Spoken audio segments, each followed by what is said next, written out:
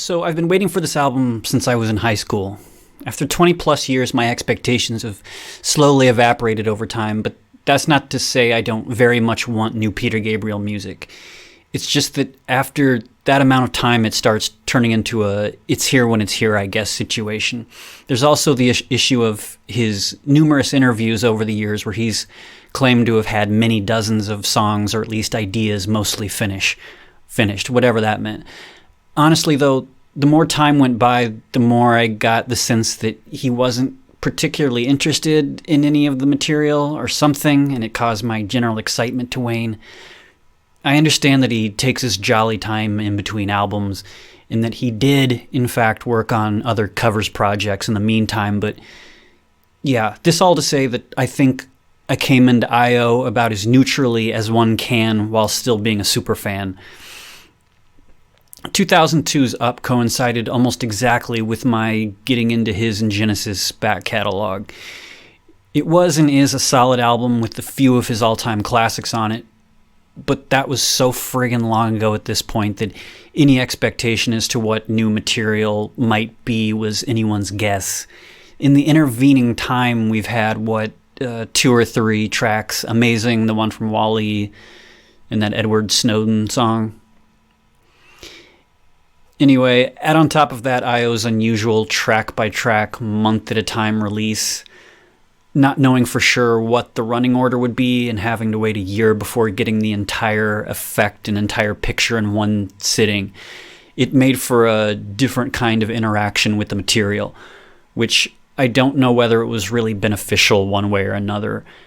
I probably would have just liked to have gotten it all at once, I think. To be honest, I wasn't really digging this that much at first.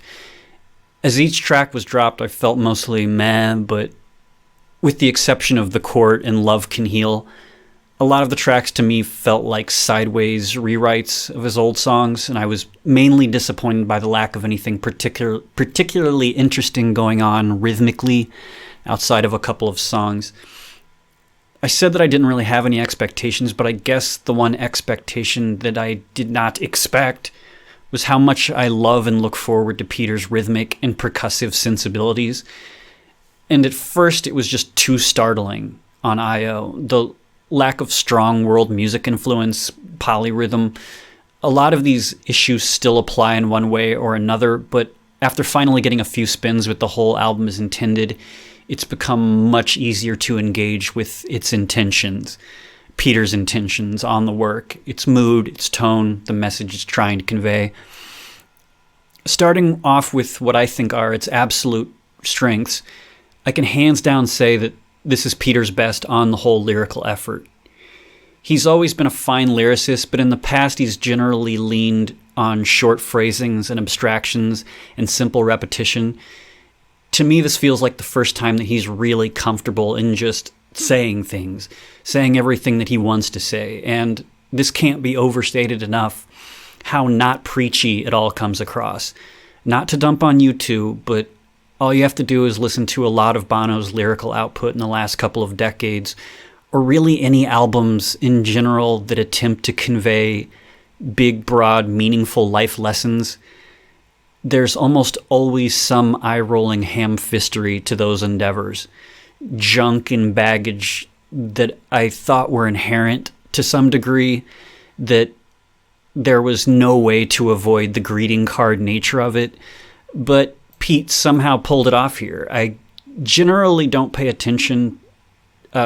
great deal of attention to lyrical content or care that much. I tend to listen to the human voice as another instrument and how cadence, syllables, and tone fit into the whole picture, but I can still tell when lyrics are crap. And attempting to go very literal and life lessony was an audacious tightrope to walk here, but it works. And it works because I think these are things that he was actually feeling, as opposed to needing to grandstand and make the work seem important. I think his feelings just so happen to align with this collection of subjects that are lifelong in nature, the touchstones of human existence, and does so without trying to make some kind of a transcendent statement about what we should do about it. He paints humble portraits of these everyday and seasonal emotions that we experience individually and collectively. He provides little windows into rooms where which to view these things without being overly cherishing or critical or in the know. Oftentimes the singer will come across as an intrusive narrator in songs with this type of lyrical focus. Pete feels like he's simply relaying what he is experiencing around him. And secondly, I think these are just by and large the most structurally sound collection of songs Pete has done since So. It doesn't have the high highs of Us or Up, but it also doesn't have the lows. Every track has a pretty solid identity and hook. There's a really, really solid internal structure to each track where even if it's not a home run, you can at least feel the intention behind it. You can sense the gravitas of them. And I'm saying the word really here a lot because I'm about to venture into the other factors where the problems start pulling I.O. in different directions. But I do very much want to reiterate that I think the basic core songwriting here is really strong. Like I said, maybe a bit of rehashing of some of his old material. Playing for Time is basically a hybrid of That'll Do Pig and Here Comes the Flood. Road to Joy is basically Kiss That Frog. This Is Home kind of sounds like Love Town. And there are other melodic phrasings that are from other tracks. And perhaps some of these could have used a little more workshopping, but that's almost always the case. This album has a lot of heart, which makes it hard not to root for. It's easily Peter's most intimate album in the sense that he opens up more literally about his experiences. Melt and Security are also intensely personal albums, but in an abstract sense, and really only literal when it pertains to mental and emotional disturbance. But that's where the production comes in, which clings to this intimate work like a shopping mall built around an old cathedral. I gotta be honest, the production and engineering value on I.O. to me really comes across as a too many cooks situation, and that pertains to both mixes, more so the light side mix. The difference between the two seems to be mostly nominal. The same basic song structures exist in each. You're not getting anything radically or even that much noticeably different. Both sets of songs still function much the same, which is honestly kind of a shame.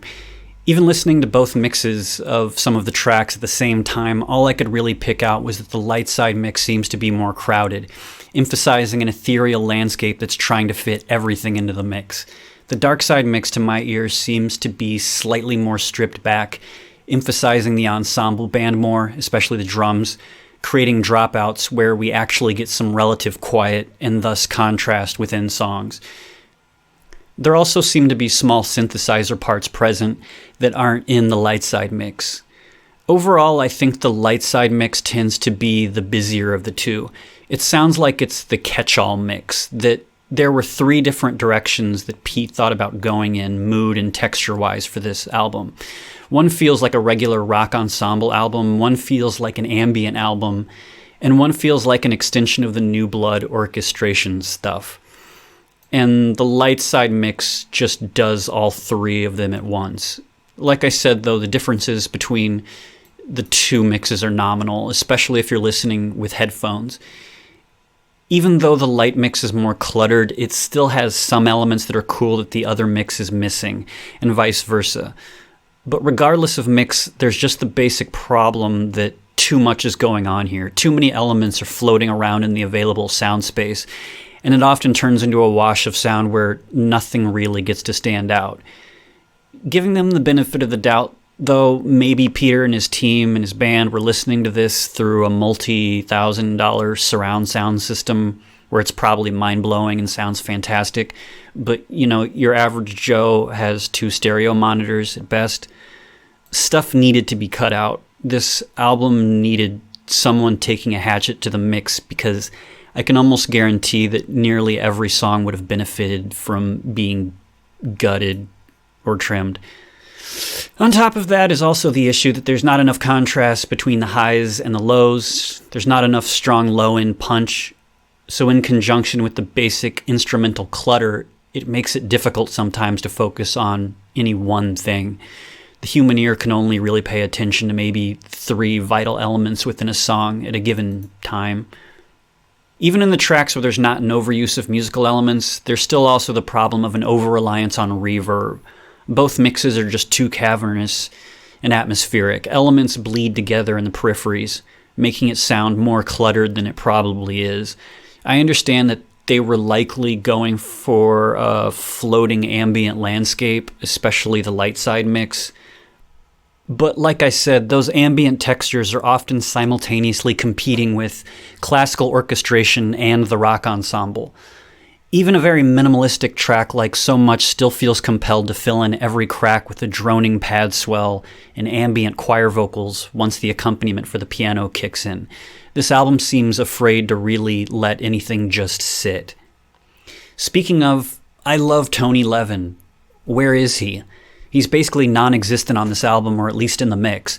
I know this is a significantly less murky, more gentle Peter Gabriel album, but damn, Peter's voice in conjunction with Tony's Chapman stick playing are one of the coolest audio duos in the history of popular music, and it really is missed here.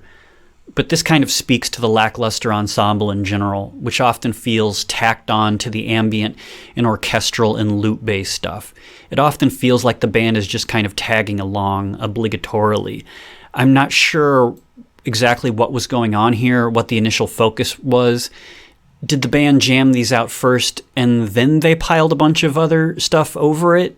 Or were the tracks largely completed in a more loop and ambient state that the band then followed along an overdub to? I guess the latter is more unfortunate, like maybe Pete didn't have the heart to just exclude regular band elements, or maybe basic song ideas were fleshed out by the band and they just weren't really clicking that well and had to add other stuff to liven it up. I don't know, I'm speculating, but it feels like one of these pieces does not belong. I'm not sure who the third wheel was in this production scenario, but there is one. Like I said up top, Peter's rhythmic sensibility is what turned me on to so much world music, especially African in general. But it's all kind of mostly missing here, which I understand is a subjective criticism, except for the fact that Manu Katché doesn't get to shine in any form on this album. I didn't even know he was capable of playing so straightforward and on beat. I'm fairly positive Olive Tree is the only song that has any drum fills audibly at the forefront. That feels borderline criminal. He, Tony, and David Rhodes often feel secondary, like they're competing with the electronic, percussive, and looped rhythmical elements. Riffs and hooks from the ensemble just don't get much room to breathe here. And even worse, in my opinion, is that the percussion never gets the spotlight, which, like I said, feels especially odd on a Peter Gabriel album. Back to a positive, Love Can Heal is the best song in the album, in no small part because it lets the chimey synth riff just go and do most of the heavy lifting. It has an actual center stage element besides the vocals that you can focus on. There is a great album buried in the mix here. With a more discerning editing ear as to what ended up in the mix, I think this could have rivaled Peter's best albums. But it's going in two different directions. One is the desire for intimacy, introspection, self-reflection at life's twilight, but it also seems to want to be a crowd pleaser. It kinda, sorta, almost pulls that off, but I don't think the result is better than what choosing one strong vision would have been. Peter has always had happy, or at least bright songs on his albums, and I absolutely respect that he seems to have found peace and connectedness with himself and the world around him, but I also think there's a sharpness missing, a bite. Not really in the quality of the songwriting, but as a contrast mechanism. His classics, what I would consider his masterpieces, Security, Passion, So, and Melt, they all have a sinister edge to them. They delve into the bleakest parts of the mind and the soul, so that when you eventually do get above water, so to speak, you really feel it. He would go very dark, but would have those bright spots as something to anchor you. His music also works best, in my opinion, and there are very much exceptions here, but it works best when there's a relative minimalism to it. I think you can look at most of his generally agreed upon classics, and you'll find the same basic few ingredients. A cycling hypnotic synth riff and or percussive loop, a gradual sprinkling in of other instruments that often leads to a bombastic crescendo. Textures and shapes within a given song are arranged with extreme care. They all serve a specific function that set the mood for Peter's voice as narrator. No Self-Control, San Jacinto, Lay Your Hands on Me, Mercy Street, Only Us, Signal to Noise. Granted, these are just one of Peter Gabriel's songwriting styles, but all of them confidently embrace silence and stopping points that keeps them from feeling too insular and comfortable. In an odd way, as personable and at peace as I.O. is, it still feels afraid of those silences.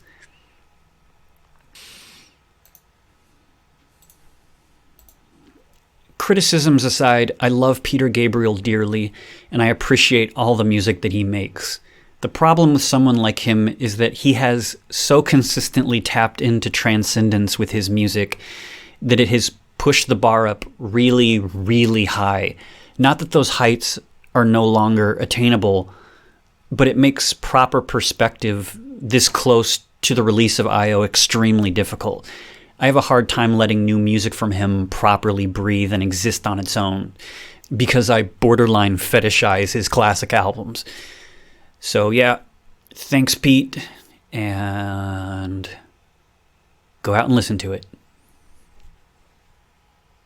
Or stay in and listen to it. I don't know.